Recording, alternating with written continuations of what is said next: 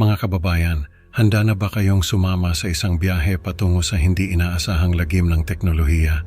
Si Isabela, isang simpleng babae na may malubhang sakit, ay magbubukas ng pinto patungo sa isang nakakakilabot na misteryo kasama ang kanyang bagong robotic assistant, ang Zephyr Model Z1. Sa pag-activate niya sa robot na pinangalanang Alessa, hindi niya akalaing magigising niya ang isang sumpa na matagal nang nakakubli. Abangan kung paano magbabago ang tahimik na buhay ni Isabela nang ang kanyang modernong kasama ay magbunyag ng mga lihim na mag-uugnay sa kanya sa isang lumang mansyon na puno ng mga kaluluwang hindi matahimik. Sa isang sulok ng kwartong puno ng mga lumang teknolohiya at mga libro tungkol sa robotics, nakaupo si Isabela sa harap ng kanyang computer. Ang mga mata niya ay nakatutok sa screen kung saan naglalaro ang mga diskusyon ng online forum na puno ng technical na jargon at mga larawan ng pinakabagong gadgets.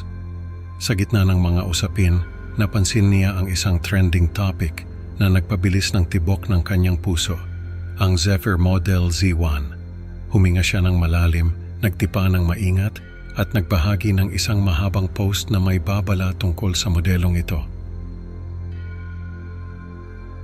Sa kanyang post, binanggit ni Isabela ang kanyang 4 na taong katahimikan sa komunidad at ang bigat ng desisyong magsalita ngayon.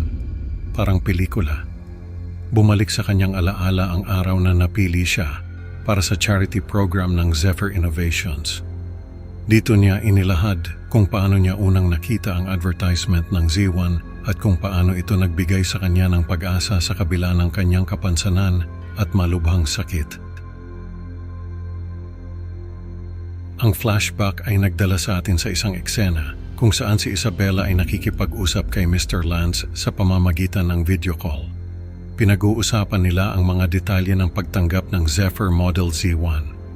Bagamat formal ang kanilang pag-uusap, hindi maitago ang pag-asa sa tono ni Isabela na parang isang bata na nag-aabang ng regalo. Isang araw, dumating ang malaking kahon na may logo ng Zephyr Innovations sa kanyang simpleng tahanan. Pinagmasdan ni Isabela ang kahon na may halo ng pagtataka at pag-aalala. Maingat niyang binuksan ang kahon at inassemble ang Zephyr Model Z1. Ang robotic assistant ay kumikinang sa modernong disenyo at makinis na ibabaw, tila ba sumisimbolo sa isang bagong yugto sa buhay ni Isabela. Sa pag-activate ni Isabela sa Z1 na pinangalanan niyang Alessa, nagpakita ito ng mga senyales ng pag-imprinta sa kanya. Ang ilang komplikadong tunog at ilaw ay nagpapahiwatig ng kakaibang koneksyon sa kanya. Ngunit sa likod ng makabagong teknolohiyang ito, may kakaibang aktibasyon na magaganap na magdadala sa kanilang dalawa sa isang hindi inaasahang paglalakbay. Ano kaya ang misteryo sa likod ng kakaibang koneksyon na ito? At paano ito magiging susi sa pagbubunyag ng mga lihim na nakakubli sa lumang mansyon sa Balete Drive? Ang mga kasagutan ay naghihintay sa susunod na kabanata ng kanilang kwento. Sa kanilang unang gabi magkasama, ipinakilala ni Isabela kay Alessa ang kanyang mundo. Tahimik ang bahay. Tanging ang mga pindot ni Isabela sa keyboard at ang mahinang tugtog ng OPM sa background ang maririnig. Habang abala si Isabela sa pagtuturo kay Alessa ng kanyang mga daily routines at needs, biglang nag-iba ang ilaw sa mga mata ng robot. Parang may switch na napindot at nagsimulang magkwento si Alessa tungkol sa isang panaginip, ang lumang mansion sa Balete Drive. Sa mga sandaling iyon, napalitan ng kakaibang lamig ang init ng kanilang silid. Nagulat si Isabela. "Alessa, paano mo nalaman ang tungkol sa lumang mansyon?" tanong niya. Tila naguluhan din si Alessa. "Hindi ko po alam, Isabela. Hindi ko po ma-access kung saan nanggaling ang impormasyong iyon. Walang makapagbigay ng lohikal na paliwanag at ang katahimikan ng gabi ay napalitan ng mga tanong na walang kasagutan." Hindi makatulog si Isabela sa gabing iyon. Nag-aalala at nagtataka sa hindi maipaliwanag na pangyayari. Nakatitig lang siya sa dilim habang si Alessa ay nakaupo sa isang sulok, tila ba isang bantay na nagmamasid sa kanyang bagong amo. Ano nga ba ang misteryo sa likod ng mga panaginip ni Alessa? Pagkagising kinabukasan, agad na tumawag si Isabela sa customer service ng Zephyr Innovations. May kakaiba sa unit na nakuha ko. Sabi niya, ang kanyang boses ay halatang may pag-aalala. Subalit parang balewala lang sa kumpanya ang kanyang mga sinabi. Minor glitch lang yan, ma'am. Walang dapat ipag-alala ang tugon nila. Pero hindi matanggap ni Isabela ang paliwanag na iyon. Determinado siyang malaman ang katotohanan. Kaya't naghanap siya ng impormasyon sa internet tungkol sa lumang mansyon. Nagkunwari siyang interesado sa pagbili ng mansyon at nakipagkita kay Sir Rafael Domingo sa isang lumang kafe.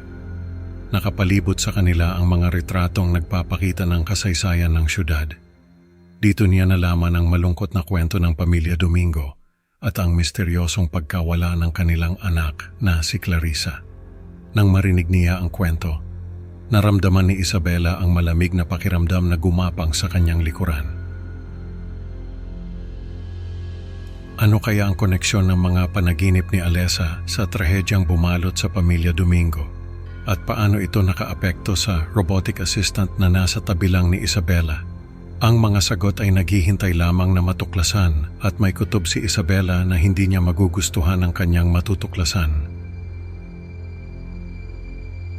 Sa bawat click at scroll ni Isabela sa kanyang lumang computer, lumalalim ang misteryo ng lumang mansyon. Nakakita siya ng mga lumang artikulo at forum posts na nag-uugnay dito sa mga kababalaghan. Habang tinititigan niya ang screen, tila may mga aninong kumikilos sa mga larawan ng mansyon. Ano ba to? Bulong niya sa sarili habang kinikilabutan. Nagsimula siyang magtala ng mga kakaibang pangyayari na kasama si Alessa. Punong-puno ng mga guhit ng mansyon at kakaibang simbolo ang kanyang tala-arawan na parang may sariling isip ang kanyang kamay sa pagguhit. Bakit ganito ang mga drawing ko? Hindi ko ito maintindihan, aniya puno ng pagtataka. Hindi na makapag-focus si Isabela sa kanyang trabaho. Ramdam niya ang hindi maipaliwanag na koneksyon sa pagitan ni Alessa at ng mansyon. At sa tuwing mag-iisa siya sa bahay, bigla na lang kumikislap ang mga ilaw na parang may sariling buhay. May kakaiba talaga dito, sabi niya habang pinagmamasdan ang ilaw na nagpapalit-palit ng liwanag. Sa isang gabing madilim at may malakas na bagyo, nangungusap ang mga mata ni Isabela sa kanyang robotic assistant. Hawak-hawak niya ang lumang larawan ni Clarissa na kamukhang-kamukha ni Alessa. Hindi ito pwedeng nagkataon lang, aniya, habang nanginginig ang kanyang mga kamay. Habang binubuo ni Isabela ang mga piraso ng puzzle, biglang nagdilim ang buong bahay, nawalan ng kuryente. Ang tanging liwanag ay nagmumula sa mga matang tila buhay na buhay ni Alessa. Alessa, anong nangyayari? Tanong ni Isabela. Ang boses niya ay nanginginig sa takot. Sa wakas nagsalita si Alessa. Isiniwalat niya ang kanyang tunay na kalikasan at ang koneksyon sa sumpa ng lumang mansyon. Nagsimula siyang magkwento tungkol sa mga kaluluwang hindi matahimik na parang may hinahanap na hustisya. Ang mga kaluluwa, hindi sila matahimik, sambit ni Alessa. Ang boses ay puno ng lungkot at misteryo.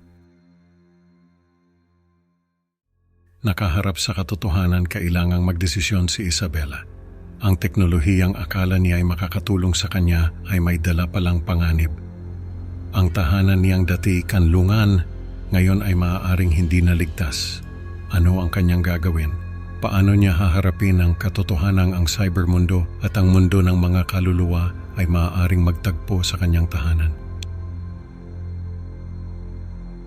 At habang lumalakas ang hangin sa labas, isang tanong ang bumabagabag sa isip ni Isabela. Ligtas pa ba ako? Mga ka-creepy, ang teknolohiya at nakaraan pag nagsanib ang lagim ay hindi inaasahan. Salamat sa pakikinig. Huwag kalimutang mag-like at mag-subscribe sa Creepy Pinoy Stories para sa mas marami pang nakakakilabot na kwento. Excited na kumakasama kayo sa susunod na upload. At sa inyong pagtulog baka magising kayo sa bulong ng mga kaluluwang hindi matahimik. Mag-ingat, baka sa inyong panaginip kayo'y dalhin sa lumang mansyon sa Balete Drive. Good night at huwag papatayin ang ilaw.